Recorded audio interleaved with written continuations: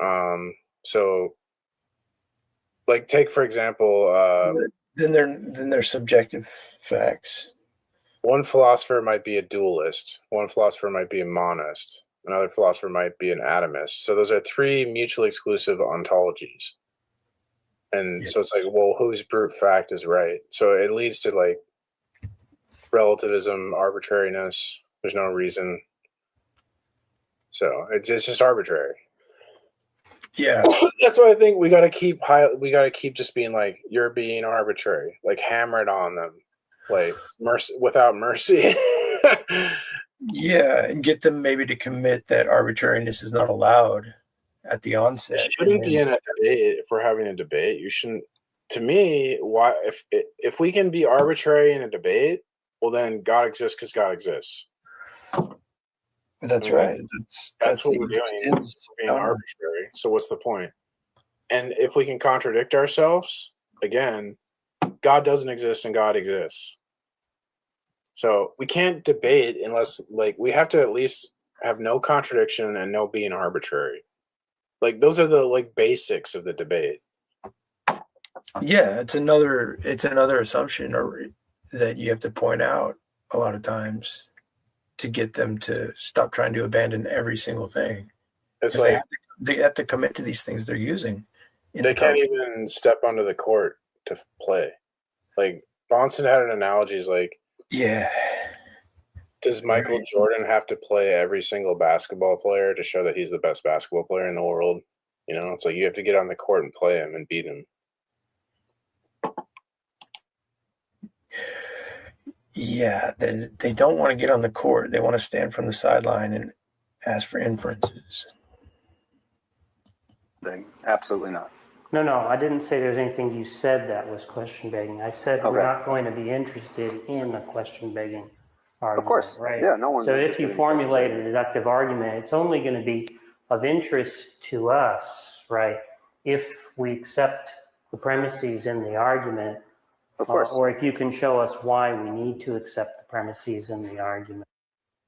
If we accept the premises.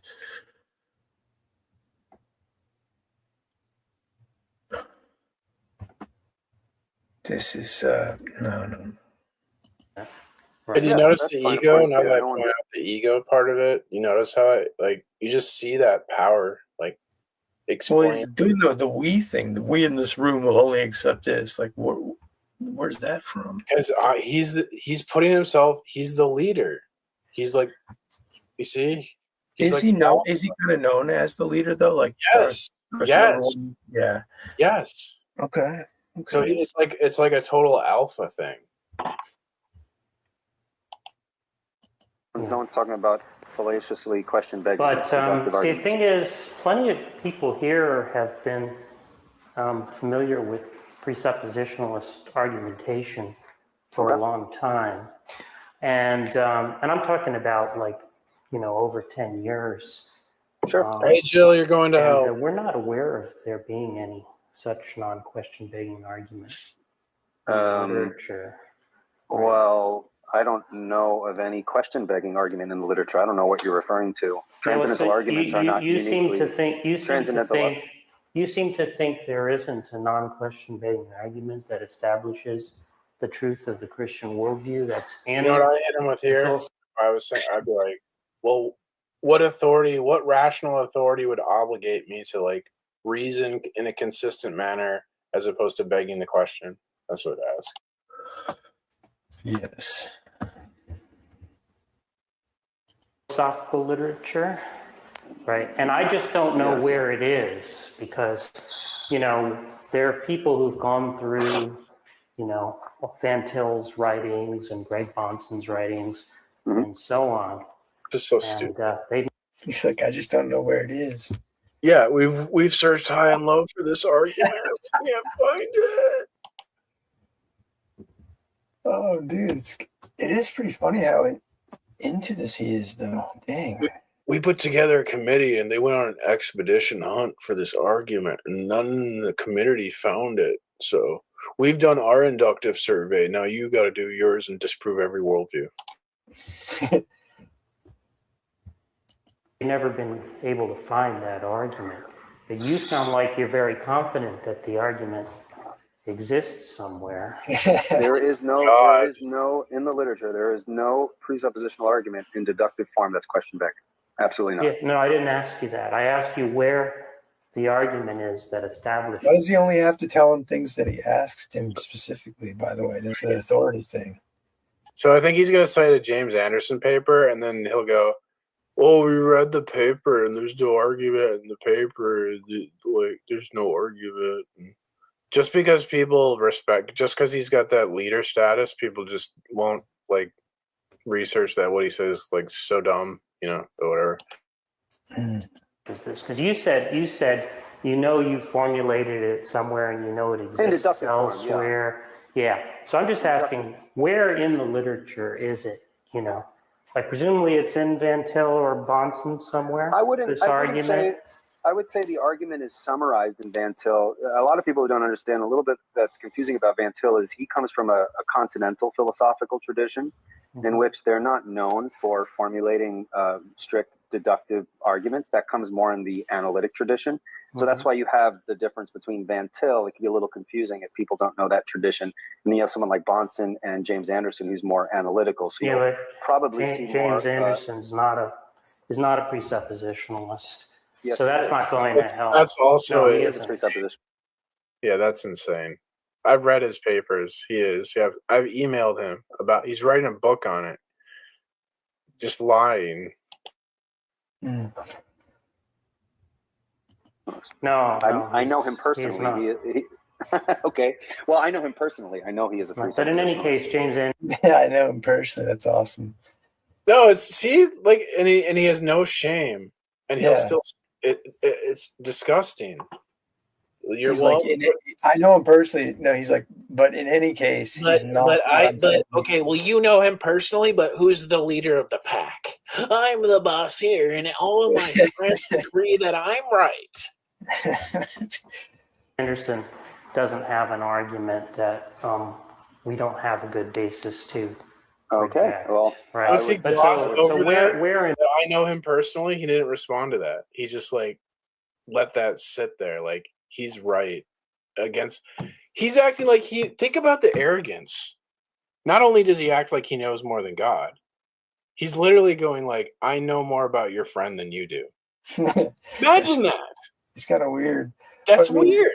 Weird. He's like, he's in the room with me right now. He's like, I don't care. Regardless. He's on the phone with me. He's confused that he doesn't want my inference. He's asking for all sorts of stuff since he wanted his simple inference, man. This guy, very demanding. One second. Hold up, time out. Okay, you made a claim there. James Anderson has published peer-reviewed material on transcendental arguments. I have no idea what you're talking about. That's just clearly false. No, I'm not saying he doesn't have arguments. He has arguments. And they're not question begging.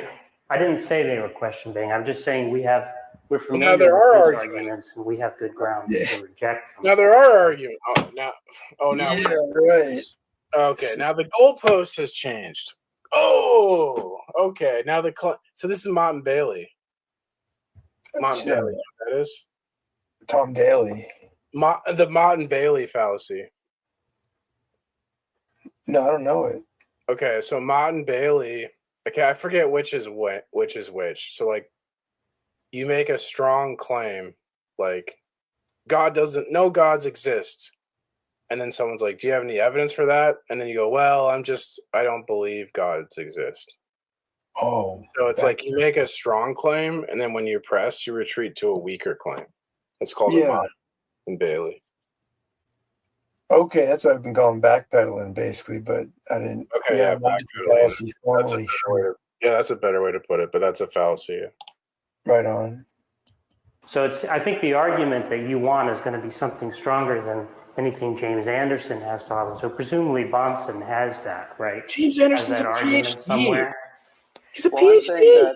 I'm saying Bahnsen doesn't usually lay out things in deductive form, at least in his writings. It's probably more in his lectures, but it really depends. But it's irrelevant. The points, the main contours of presuppositionalism can be placed in a deductive argument. Yeah, but that's not what I'm asking. I'm asking where.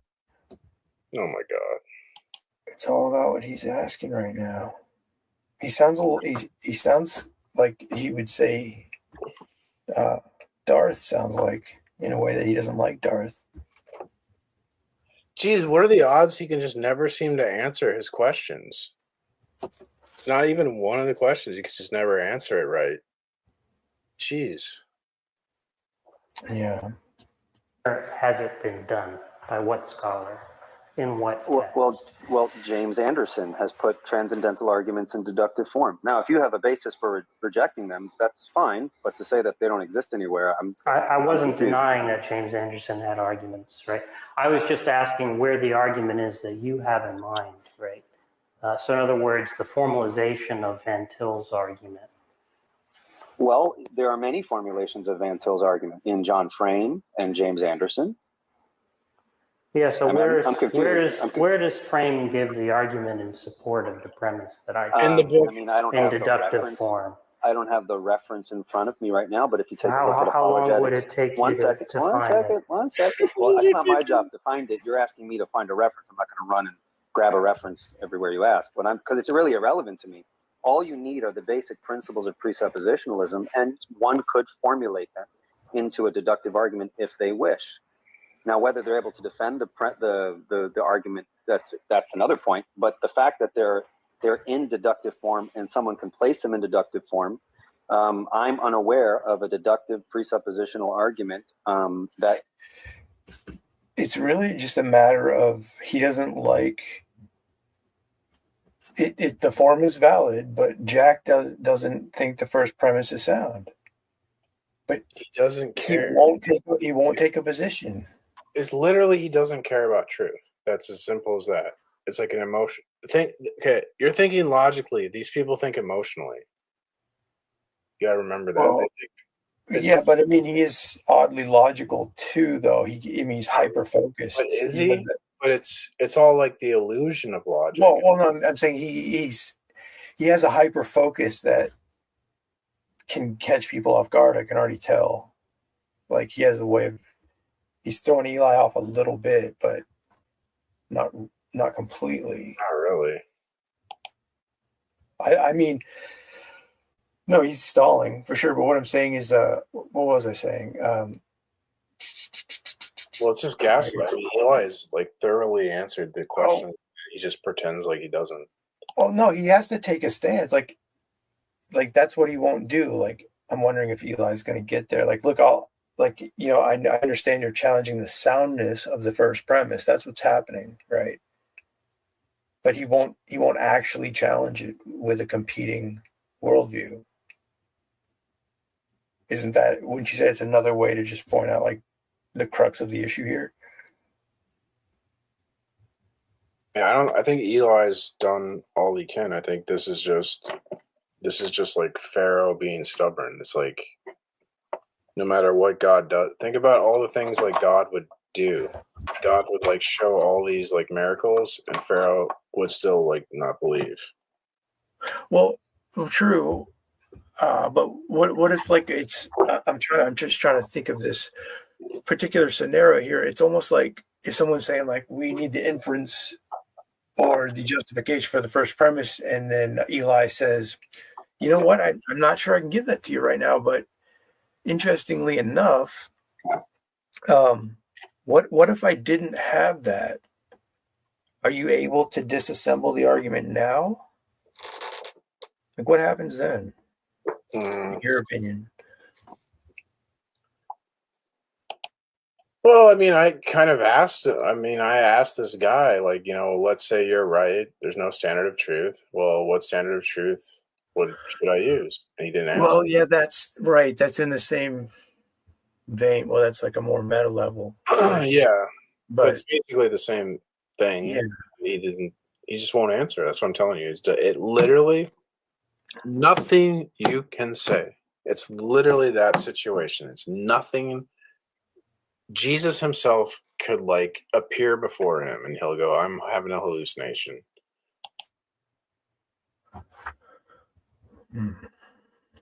Is question begging. Now, if that's not what you're saying, that's fine, but it's kind of confusing. Some of the statements you're making. I'm saying. Actually, you know what a good Bible of any place. To quote the Bible to support what I'm saying. Remember the Lazarus? Hey, Jesus, let me rise from the dead and warn my relatives about this terrible place. Even if you rise from the dead, Lazarus, they will not believe you. They have the law and the prophets, and if that's not enough, they will never believe. Yeah. But you can still point out how they're being logically fallacious and uncooperative, where you're being cooperative too. Like Eli's being very cooperative. Mm-hmm. But it's really just you got to get in your head that some people, like, because you care about the truth. So you're thinking like, oh, other people care about the truth. But there are people like this guy that literally like do not care at all. Well, there's different demonstrations of the truth within the conversation too, though. Like knowing what he's going to do, you lead him down a path that's something he can't deny, where you're pointing out how he's deceptive, right? Within him being receptive. So the viewer only and the listener gets the perspective from you, the clean approach, and also pointing out the deceptiveness, dismissing the interlocutor effectively at the same time. I think it's also good to tell people that if they're going to be doing what we're doing or what and like doing, you got to realize there are people that will just like, you can be perfect and it doesn't matter. Like that's just a thing. No, well, that's what I'm saying though. Like it's not about the interlocutor himself for the most part. That's just a stage for a wider audience now and in the future. That's how I think you should think of those things if you're getting involved. Like you look ahead, right? Yeah. So your display at that time is frozen in a sense, and it moves forward. But right now he's trying to do, but this is all optical. So the audience sees, oh, Eli's not making an argument. Oh, Eli doesn't know what deduction is and all this stupid stuff. This is what the audience is seeing. Oh, silly Christian, irrational Christian. Yeah. That the support for the first premise, right, appears in non-question begging form in any presuppositionalist literature. Do you know that doesn't mean that it doesn't exist somewhere. Maybe it does, right? And we just haven't found it yet.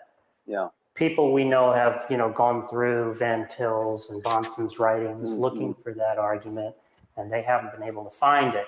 So I'm just asking you where it is. Yes. Yeah, I mean, I'd have to look through references and things like that. Okay. But yeah. Well, just let us know when you find it.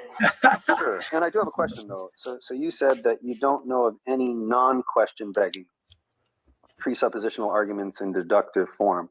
Are you saying, though, that you only know, and you can say that that's not what you're saying, but are you saying that you only know of presuppositional arguments in deductive form that are question begging? Is that what you're saying?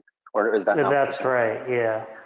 So that's funny. So I'm not. So now I'm not that you're aware. Here, Detroiter, can you comment on whether James Anderson doesn't want to defend that claim? See?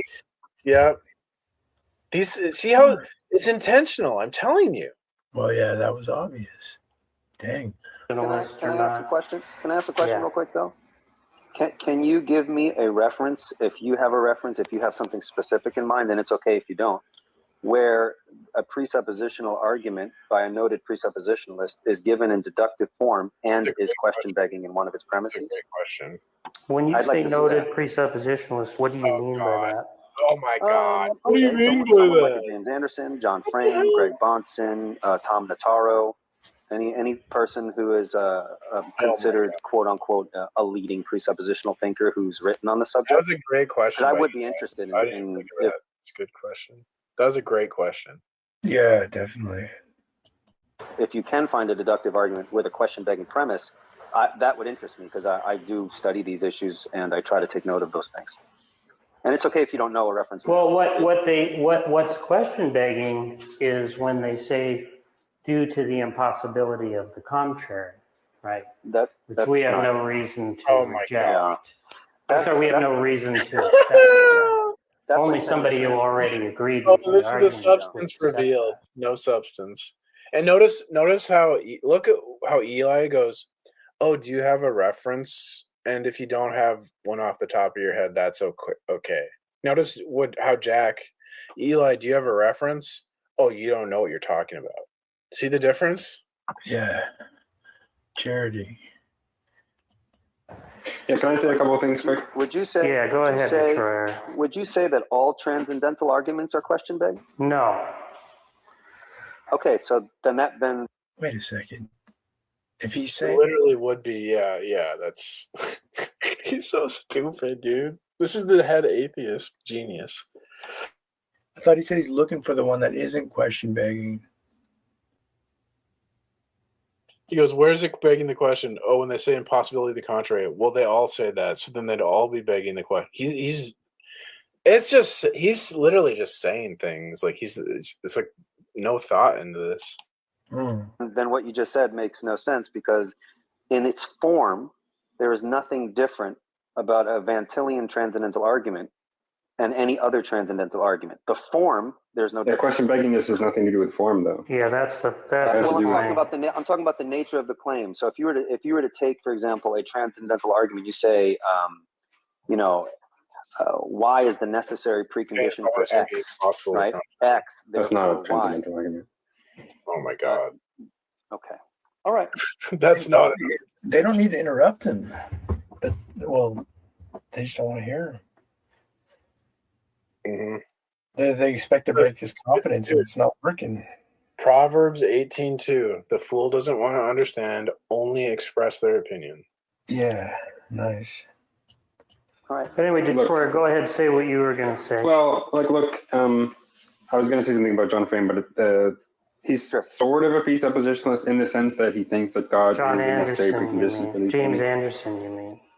James Anderson. He doesn't, as far as I know, You didn't even know his name. I wouldn't characterize his arguments as presuppositionalist arguments, from what I've read of him. But he is a presuppositionalist in the first sense, in the sense that he thinks that God is a necessary, whatever. Yeah. I just want to say he would categorize himself between James Anderson categorizes himself as being somewhere between Greg Bonson and John Frame. So there are some differences. It really depends what one is going to say is a quote unquote genuine presuppositionalist. So there was Ben Frame. Right. Ben Frame. That is John Frame. I don't know if that's a joke or anyway. Just quickly on what because here's the sort of inference that we'd be looking for, that I would be looking for, right? You say that and by the way, have some data. I'm going to interrupt you real quick. If you can speak slowly, I'm going to jot this down because I'm very much interested in making sure that if I'm saying something unclear, these kind of conversations actually help me clarify. And if there's something like a weakness on how I'm presenting it, I want to know that. So I do appreciate you guys pointing these out. So let me just, so inference. So okay, go ahead. I don't think the word transcendental is actually very appropriate here. So I'm just going to not use that. Here's the general form of the argument you're trying to make, which is what you just said a few seconds ago. Right, there's some data or some fact that we presumably agree to, X, right? In this case, it could be that we have knowledge or that there's intelligibility, however we want to think exactly about that. Mm-hmm. And then you say, Y is the necessary precondition for X, or is at least a necessary precondition for X, where Y in your case is something like Christian theism, whatever exactly, something like that. At the very least, the existence of some God. And when I understand necessary precondition, that suggests to me that there's some strict logical entailment from the one to the latter. In other words, X entails Y. Necessarily, if X, then Y. Okay. Right? And what else does it mean for it to be a necessary precondition? You can't have one without the second, right? And if I'm looking for support for this conditional premise, is this X is or Y is a necessary precondition for X, I'm going to look for a logical inference from the fact that X to the fact that Y.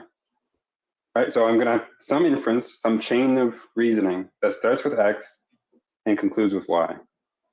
If you could show that, just draw it out, so some like logical. Is he? I'm thinking about what he's saying. Is that going to be drawn out into an infinite regress? Is he going to just keep asking what the next thing behind that is? This guy's Detroit. He's a philosophy student. So he would know about the infinite regress, right? They're just going to do the thing where, like, what's the argument that, like, God is necessary? And then they're going to go, I'm not convinced. So if they're not convinced, that means they hold belief. You know if you ever watch a flat Earth debate, it's the same thing. So the sphere Earth person will be like, here's the sphere Earth model. See, the sphere Earth model works. It allows us to navigate. What's your model? Well, I don't have a model. I'm just not convinced your model's true. Well, why aren't you convinced it's true? It works. Well, I'm just not convinced. The evidence doesn't convince me. NASA's faking it. That's basically, all they're doing is saying, I'm not convinced. That's personal incredulity, or like the appeals to ignorance or stuff like that. Right. Cool proof. Sure. Then you would demonstrate it.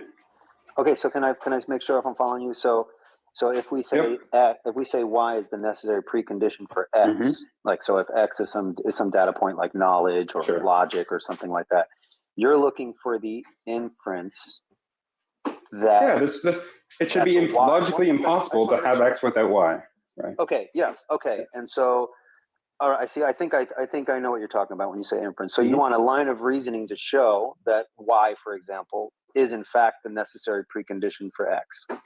Yes, and importantly, the logical inference you can't be using other non-logical premises in your inference, because otherwise it wouldn't show that this is logically. What is he saying is non-logical?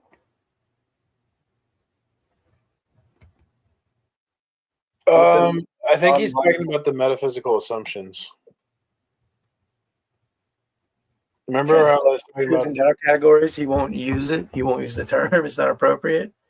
Yeah, so basically it's like, show why your metaphysics is necessary, but you can't mention your metaphysics or something like that. No. So he's putting trying to put a pejorative on transcendentals by calling them non-logical premises. Yeah, I suppose, because there would be like non-inference. But how is he using logic? I think remember when Jack was talking about the inference? Remember I told with that whole thing about the inference? Like, to ask for an inference for your metaphysics is like a category error. Right.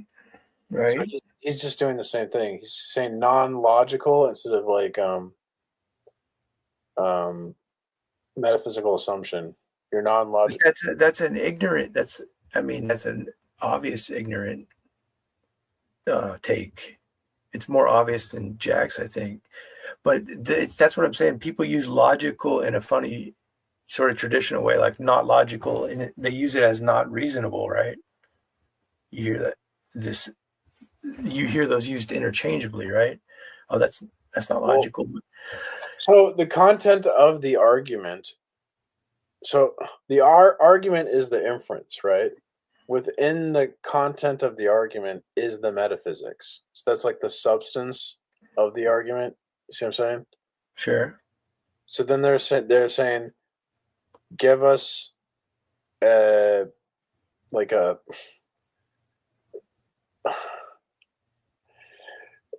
you make your inference work, but you can't use the substance of your metaphysics, because he's calling the metaphysics the claims, the non-inferential claims or the non-logical claims. But that's just the worldview. It's so stupid. Okay. I don't know if what I'm saying makes sense. I think you're making a point, and I'm just I was focusing on the use of logic is used in logical. Because remember when Jack was saying, like, because your claims about ontology and epistemology, they're not like inferences, they're assumptions. But it's an argument about our assumptions. So the assumptions are within the inference. There's assumptions baked into the inference as a substance, and then he wants like those to be inferences or something. He wants the assumptions within the inference to be inferences, is what he's saying. Okay, and the kryptonite obviously is how he would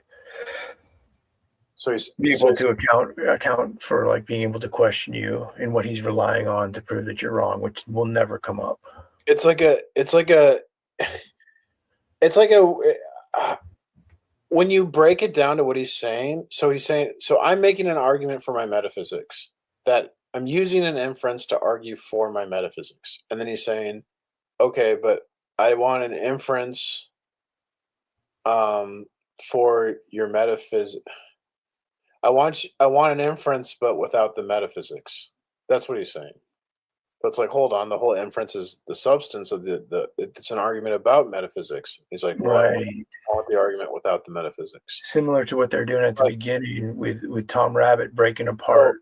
It's impossible. It's impossible. There's nothing he can do to say to that. Well, they want to break up the unity.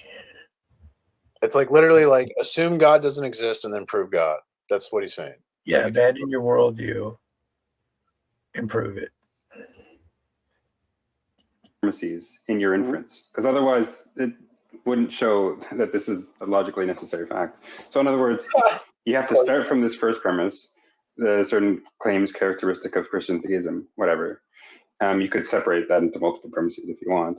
Okay. And from that statement or set of statements, just applying standard rules of logic, inference rules of logic, you conclude, therefore, sorry, let's go the other way. From the fact that we have knowledge or whatever, you can derive the characteristic claims of Christianity. So would okay. So getting back to what I forgot who I was talking to before. So would having a deductive argument in defense of the transcendental premise of my previous deductive argument, would that be helpful in seeing the line of connection? So, for example, if I were to say, if knowledge is possible, the Christian worldview is true, and you're going to say, well, wait a minute, defend that. Would a secondary deductive argument in defense of the first premise help see the line of reasoning? Is that what you're saying? It's not just that it would help it, right? It's the point. The point is that the first premise, as I understand it, requires that there is such a chain of inference, or that you could in principle make, right? It's saying that there is this logical connection between these two things. It's necessary, logically speaking. So that means there is some logical connection between them. And for people like myself who don't accept that, there's a logical connection of that sort. Okay. We want to know what your logical connection for not accepting that is. That is what never comes into the conversation. Showing the connection is going to help me, right? Okay. If we don't have some reason to suspect that there is a connection like that, I don't see what the point in engaging this sort of argument is. Okay, I got you. Well, thank you. That's helpful.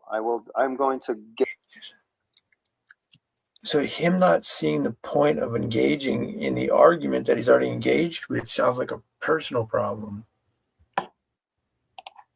It's all feelings. They bring emotions to a logic fight. They don't. That's what I was saying. It's like pointless. This is the whole den of like people that stalk and harass Darth. So this is the mentality. Like it's just a total demonic. It's bad. They're I don't know. We know what they are. Wow. Yeah, they're slippery, man. Go back to the drawing board and see if I can construct deductive connections. Because a lot of my conversations that I have are pretty informal. So it's not that I'm laying out premises and things like that. So that would definitely be helpful. So I appreciate that. Yeah, let me be clear. I'm fine with having the informal discussions. You know what they did? In the sense, in later videos, you can see, or I've heard them talk about this. I go, we asked that Jack guy. I asked Eli for a formal argument, and he never got back to us. So there is none. So now he uses that as like a defeater for pre-sub. Well, dang. Eli. That I'm fine with talking about the various commitments I think Eli realized on my view and what we need. What's that? Eli probably is like, well, I could give him a formal argument, but he's going to move the goalposts. Like, it's pointless. Yeah, they're going to ask for more deductive arguments. By knowledge, and whether I think we have knowledge in the way that you define it, and so on. Sure. You're probably not going to like many things that I have to say about that, but whatever. Those are things I'm going to say. That's just the nature of disagreements. Yeah, but I mean, I feel like Eli could say something like, well, when I do get that argument back to you, you might disagree, but I'll get it back to you. But ultimately, it's really going to come down to the nature of all this, and what it's getting to is you're going to need to express why you're disagreeing with me or holding belief that opposes that I'm establishing my position with Jesus being the truth as the metaphysic. Like, that is coming up, right? Like, you guys are going to eventually present that, because I will get that argument for you, but that is the next step. Like, when you say it in a manner like that, I wonder how they react. If you can get there with them, you know what I mean? We're just kind of leading them and going along with them and saying, eventually we're going to have to get to you taking a position. Why do you think that? Like, obviously that won't. They just will never do that. Well, no, if you outright say it like that, I'm wondering like how they'll respond. Like, I think it's obvious. They're just going to do the same. They do the same thing every time. Like, let's use induction. How are they going to respond? They're going to just do the same thing. Well, no, you said it to somebody in that manner. You said, I'm going to answer you, but after that, it's going to lead to you needing to take a position. Yes. Okay. They don't care.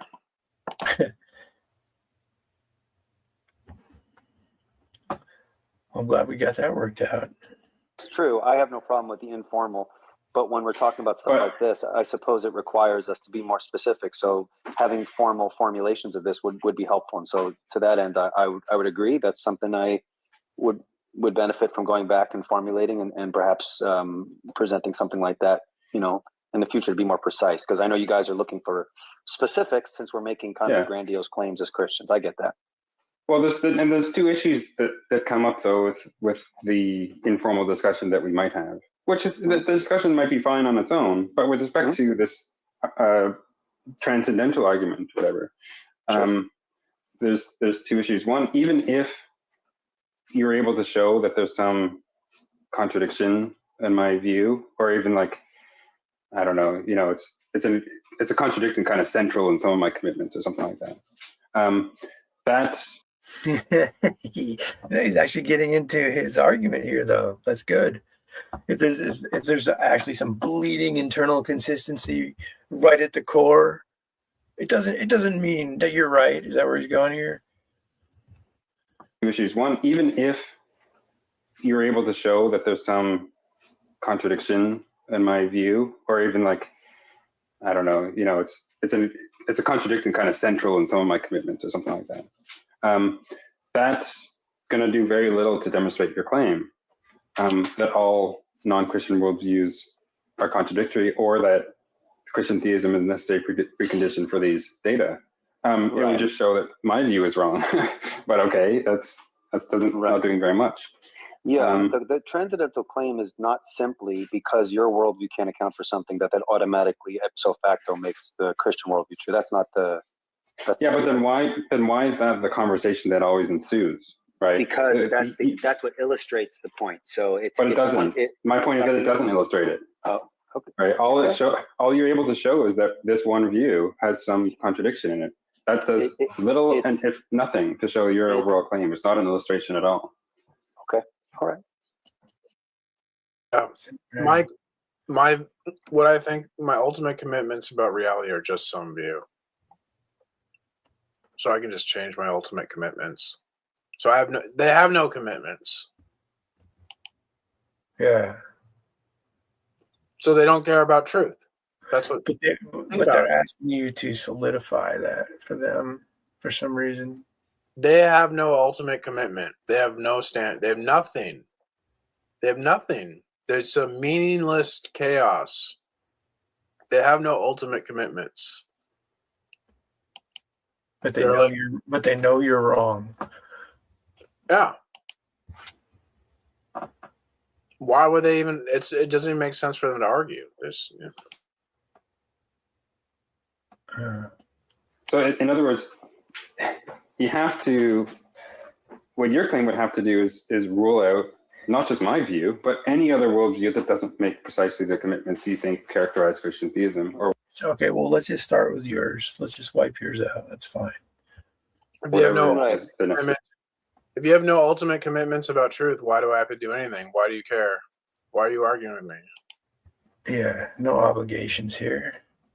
Precondition for so what you seem to be saying then what you seem to be saying is that the only way to prove my argument is that I inductively demonstrate the falsity of other competing views, which just completely misunderstands the nature of a transcendental argument. Transcendental arguments are not required to do that by the very nature of transcendentals. That's what I'm saying. So you're right that demonstrating the falsity of your view doesn't automatically prove my view, but what automatically proves my view is the positive case that given the Christian worldview, we can have intelligible experience. That doesn't demonstrate it either. Yes, because you can only have one transcendental, unless you're going to argue that there can be multiple transcendentals that provide the necessary preconditions, which doesn't work. But that's different though, right? It's one thing to say that on Christian theism there can be knowledge and intelligibility, and another thing to say that Christian theism is a necessary precondition for knowledge and intelligibility. I'm saying that demonstrating the former does little if nothing to demonstrate the latter. There could be all sorts of views that are consistent with there being knowledge and intelligibility. No, that's the nature of the claim, and so that's where we say, hey, well, part of this argument is the engagement with our premise. Like, give me an example. Right. He's just trying to say, well, there could be a bunch of other people that think differently. No, this is the engagement that this argument brings in, which you've avoided for an hour now. That could be right. If someone says, "Well, I don't want to give the worldview where there exists one molecule, and that would be intelligible." It's JP or JP, yeah. To prove your point, well, I can give an argument, but I mean, you're not going to agree with the argument. You have to give illustrations where we can actually give evidence. If I can use that example, falsifying one worldview is a data point in favor of the transcendental argument, which is demonstrated on its own basis. It's of negligible support, right? In fact, I would say it measure zero. It's like nothing. See, now they're in epistemology, in ethics, and they don't want to be there. They're saying, well, no, we know this, and you think you know that, and this is the right way. That's where you want to start pointing that out, all those obligations. I would say what you say is negligible support depends on your ultimate commitments already. Pulling back to the metaphysic, sure. Right. It's like there's nothing to demonstrate your claim. So, but you're wrong, right? And here's why, right? So if the claim is that all other views are inconsistent with there being knowledge and intelligibility or whatever you think the data is.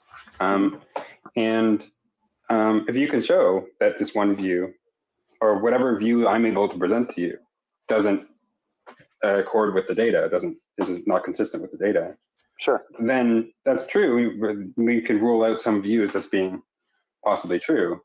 Yes. But that's not showing that all other views. Yes, I agree. He's smuggling in data is intelligible, like apart from a conceptual scheme. Right. I'm not disagreeing with that. I don't think you're understanding the basis for the truth of the transcendental argument is not the falsification of a particular non-Christian worldview. It's not what I was saying. But then what is the basis then? Okay, well, I'll repeat it again. It is the positive case that given the truth of Christian theism, knowledge and intelligibility is possible given theism. If that's true, given the nature of transcendentals, there can only be one view. Yeah, now, of course. Right. Nature. Do you see the prompter smuggled in Buddhism? Yeah, but theism. Did you see the prompter right there? It's smuggled in Buddhism, dude. Intelligibility is possible given, Buddhism. What's that? What is that? The AI is against us. Knowledge and intelligibility is possible given but theism. hang on. If that's true, given the nature of transcendentals, there can only be one view. Yeah, now, of course, right. So now, of course, we can tickle the person. Well, 1 second. We can tickle the person's curiosity, but what about this view? Then at that point, we're just giving various illustrations. The illustrations don't demonstrate the point of what my positive case was. It's reinforcing that positive case. Yeah. So like the initial case I took you be saying was that, if I can show that on Christian theism there can be knowledge intelligibility, of course, I think you would agree that that would be insufficient, except in light of the additional fact that there can be only one view that is consistent with there being knowledge and intelligibility. So that's just making just like burying the fact, the burden in that further claim. That's the nature of the Christian system. So when I say the Christian, he thinks it's burdening because he's going to need to bring more to the table. Like, we're all having an intelligent experience. How can you say something like that? He doesn't seem to understand it's about epistemic justification, that your worldview can't provide an account for why that's the case. I'm not saying you don't know things and you can't be reasonable. I'm saying you can't make an account for that. I think maybe we need to be like a drill sergeant where you like mentally break them down to nothing and then rebuild them back up with the Christian worldview because they're not. It's like that's what they need. That's what they want to do to you as well, in reverse. Christian worldview. I'm saying that given the nature of the case, you can't have more than one transcendental unless you affirm that you can. If you affirm that, right? Well, but then, how about you guys affirm anything? Especially all these rules that you're throwing at them and these guidelines and brackets that you want to put them in. Yeah, it's been an hour. I mean, they've said a lot of things that would have metaphysical baggage, but they're not committed to anything. Yeah. None of them have committed to anything. Just, we don't think you have enough. That's what they've committed to. We got how many people? How many worldviews have we heard as a defeater? None. Okay.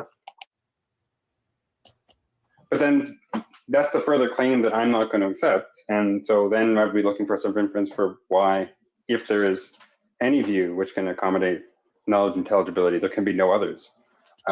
So you said not going to accept, like, okay, don't have an argument. The interesting thing about this is, think about it. He's not going to accept, but he will not bring forth an argument. For him not to accept it, he had an argument in his head that he won't reveal. Oh, you know what would be a good idea?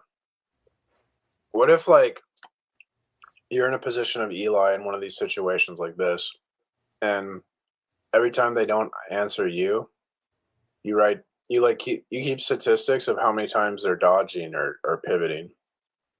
Yeah, a little counter on the screen would be cool. Yeah, and then you could bring up, hey, this is like the 5th time you pivoted. I'm keeping score.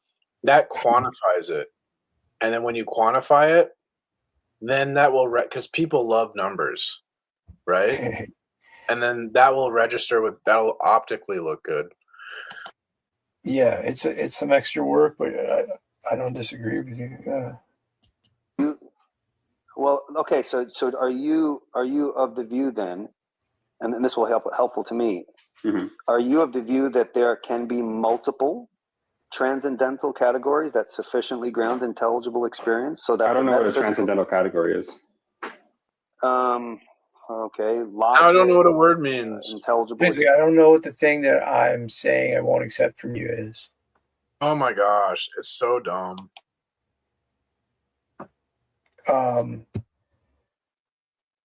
What he said something there too. He's also explained what it is, like, whatever. Yeah, no, he's like slowly working. I mean, he's like, it'd be kind of helpful if I could kind of get your view on one thing. These people listen to Darth Dawkins all the time. You tell me he doesn't know what it is? He knows what it is. He's a philosophy student. It's just, he's in the Darth Dawkins fan club here. With the Tom Rabbittt, he's a paid member of the Tom Rabbittt fan club, but he doesn't know what a transcendental is. And he's a philosophy student. Yeah. That's not good. Accommodate knowledge intelligibility. There can be no others. Well, okay. So are you of the view then, and this will helpful to me. Mm-hmm. Are you of the view that there can be multiple transcendental categories that sufficiently ground intelligible experience, so that I don't know what a transcendental category is. Oh my God! Logic, Aristotle's intelligible categories, experience, knowledge. Kant. You're a I'm not sure philosophy why. student. I know what the Never things heard you're of talking Kant? about. I'm not sure why I call this transcendental categories. What about them? Oh my Well, God! then how do you understand those? See, this is why this. I'd go through them one by one. I could explain it. It would take a few minutes. Well, yes, that's fine. But I'm just saying this is why we talk about worldviews, because now we're going to be talking about these categories independent of broader worldview context. That's why I was talking about the importance of worldviews at the beginning of the discussion. That's why I said that. That's why in transcendental, this is why when you have these conversations, as you guys know, the presuppositionalists, whether they're annoying about it or not, and I grant you that presuppositionalists could be really annoying. There is often talk about laying out the worldview, and what I do see is the Christian laying out their worldview, and there's disagreement there, of course. That's the nature of the debate. But a lot of people don't show their hand and their worldview so that it can't be critiqued, so that some of those illustrations, those data points that support our transcendental claim can be shown. You see what I'm saying? They don't. But the point is that there's disagreement there, of course. That's the nature of the debate.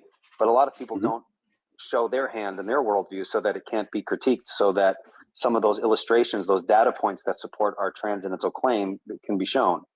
You see what I'm saying? They don't. But the point is that I don't know if I'm going to repeat myself here. The data points do not support it. Right. Well, you say that they don't because I can explain why they don't. We actually disagree. Yeah. So okay, it's quite trivial why they don't, right? Okay. Like, look, if I have a bag of infinitely many marbles, right, and you say at least one of the marbles is red, right? I pull out another marble, and I say at least one of the marbles is. This is a bad example. The point is, you can start again if you need to. The point is, you're wrong. It's like an interesting hypothetical, but it's not going to get to the truth of the falsity of whether God exists. I don't even understand where he's going with that. He's trying to make it. You want to say? Yeah, if you both pick out a marble and you don't open your hand, Eli, and you say like, open your hand and we'll see if you have the red one, and then Detroit doesn't have the red one, and then you say, aha, therefore I have the red one. Is that why they're hiding their hand? What is this? That's not exactly what the analogy that I'm looking for. Well, that's pretty good, though. No, I know it isn't, but I'm trying to explain why showing that one worldview is compatible with the data does not. Yeah. I'm not sure what I don't know. Oh my God, you have to laugh at these people. Demonstrate your claim, and in fact, does little if nothing to actually demonstrate your claim. Well, okay, so how about this? And this will be helpful, because what I like to do on my channel is I like to the best of my ability, and I suppose I'm not the best at doing it, but to clarify various misunderstandings of presuppositionalism. So if you think that your analogy with the marbles are let me give you a better analogy with the marbles. Okay, but here's what I want you to do, because I do have to leave in like 30 seconds, and I don't know. I mean, I'm new to Clubhouse, so I'm not sure if you're able to do this, but if you can jot down your analogy through text, I'll take a look at it and talk to some friends of mine who can think logically through these things. And we'll see if we can come up with an adequate response to it, because I want to treat your side fairly, and I want to make sure I'm properly representing where you're coming from. And I also want to be able to sharpen my ability to defend my view. So I would appreciate that after we're done here, if you can private message me just a brief little outline of the point you're trying to make, and I'll try my best to address it, maybe in a future video or something like that. Okay, I'll just say very shortly here. Okay. Suppose you have a red marble. You're going to go into it anyway after you say he has 30 seconds. You can't stop. And you say all the other marbles are red as well. That's saying all the other marbles are red is the analog to saying that all other worldviews are incoherent or something like that. And suppose we pull out a marble and see that it's red. Okay. Well, okay, in a sense, that's consistent with your claim. But there's like infinitely many, or at least a great number of other marbles in there. And showing one of them is red, there's little, if anything, to show that they're all red. The correct marble. Okay, so if you could. The analogy doesn't work because if you had the correct transcendental, that would falsify all the other transcendentals. So the correct marble or whatever, right, would falsify all the other marbles. There can only be one. Like, he's trying to say there could be like two absolutes or something. So. Yeah, I mean, the marble analogy is going to fall short of transcendental categories. Well, he's saying there could be two. He's saying, okay, well, maybe this is the sufficient foundation for the transcendentals, but what if, there's some, in the future, we figure out there is another sufficient foundation, but there can only be one. Like, it doesn't make sense otherwise. So remember, like I said, it's in his analogy, it'd be like if there was an absolute that could say it's sunny, and there's an absolute that says it's going to be a hurricane. Like, one of the marbles would declare that reality is such that it's sunny. One marble says reality is going to be a hurricane. What happens? Okay. Right. It's lack of internal consistency, pointing out that their evaluation of you is going to be inconsistent as well. And then, also there's an independent relation. So the absolute would so there's three types of relations. There's like a dependent relationship. There's I forgot the other one. So for two things to have an independent relation, to exist independent of each other, there has to exist a higher context to contextualize their independent relationship. Mm-hmm. That's the distinction. So that's for there to be two distinct absolutes, have to be a higher identity state, so there could be some relationship such that they have an independent relationship from each other. You would not get into that explanation. Yeah, I wouldn't talk about it normal person. Right. I see that. Yeah. Good. If you could jot that down, I do got to get going. But if you could jot that down, I will be sure to look at that, and I'll come up with a response as best I can, and maybe address it in a future video. I can't guarantee me being able to address it the next time I pop on here, because as I said at the beginning, when I pop on here, it's pretty random, and it's not like I have stuff in front of me to make sure I'm careful with how I formulate these things, and I know how that stuff goes. But if you have that point, you think that's a strong point, I don't mind looking at it and thinking about it honestly, and hopefully coming up with a response. The other type of relationship, it's like there's a mutual relation between facts, like they depend on each other mutually. Then there'd be like a conditional dependence, or that's probably like, so there's like a dependence relationship, a mutual relationship, and then an independent relationship. And you need an absolute to contextualize all those different relationships. So that's where like the unity and diversity. Anyways, go ahead. Yeah, conditional, mutual, independent, dependent. Independent, dependent, conditional, mutual, and independent. Yeah. Yeah, this is basically it. I thought Eli. I think he nailed it. I mean, I think he did. Yeah. It's like as best as you possibly could. It's great. Yeah, and he got like trolled a lot, and he didn't get mad at him or upset.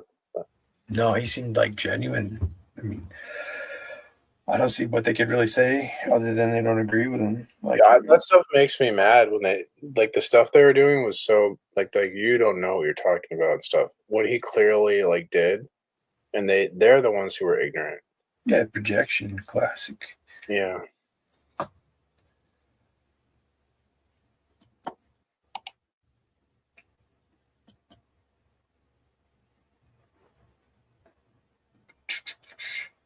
Well, I don't know if there's anything else on the table there. Oh, it's really late. Yeah. Are you on the East Coast or the West Coast? East Coast. Oh, so it's super late for you. Yeah. Well, yeah, it's probably bedtime, but that was fun. Do you mind if I do you upload these? Are these on your channel? Yeah, just under the lives. Maybe like I'll clip the part where I'm on it and then upload it on my channel. You wouldn't care, would you? Yeah, go ahead. That's cool. All right, man. Well, maybe we'll do the Jay Dyer video another time then. But I think I'm glad we went over that. That was pretty interesting. And yeah, there's a lot of good in there. It got you to see like basically Darth's argument from Mr. Rogers' perspective with the same people that hate Darth. And it's basically the same. They're aside from like you don't get the Darth blowing up, but it's the same result. Yeah, it is. But Eli's articulation was something else too, though, and his patience. Yeah. Wow. What's annoying though is like they asked the same. It would have been cool if they asked better questions. Yeah. So they just would ask the same question over and over again. I'm over their questions. I want them to present, establish a position. Like. And Eli asked one question about like, oh, so there's these question begging deductive transcendental arguments. Could you show me? Because obviously there aren't. He's lying. And his answer was vague. And then Eli never got to press. I would have loved to see Eli press Jack on that issue because Jack would have caved because he didn't have anything. Yeah. Well, actually, he did. He did press him a little bit. He goes, oh, well, if that's true. Yeah, Jack did get pressed and showed that he was absurd, but it seems like when Jack is saying gets pointed to be absurd, he just gets glossed over. Like, doesn't matter. But well, Jack pivoted too, right? At a certain point when he was about to say, "Yeah, just if you want to offer an alternative to that, you can go ahead." Isn't that where Jack pivoted to somebody else right then? Jack made two massive blunders. I remember he lied about James Anderson or was wrong or whatever you want to say it. And he misrepresent maybe the one I just mentioned that now I can't. No, yeah, I think he. Oh, when he said there's question begging deductive arguments, and then he was like, "Oh, where is it begging the question?" He goes, "Oh, when they say impossibility, the contrary." Then he was like, "Well, then every tag argument is begging the question." So those are two big blunders, but his blunders get glossed over. If a Christian makes a tiny minute error, it's like the end of the world, and they have to focus on it. But we'll just ignore Jack's blunder. Yeah, that guy's something else. Yeah, that was good. All right, well, I'll talk to you later, man. Yeah, man. Take care. Until next time. All right, good night, Whitney. Hanging in there. Hope you're learning something from this.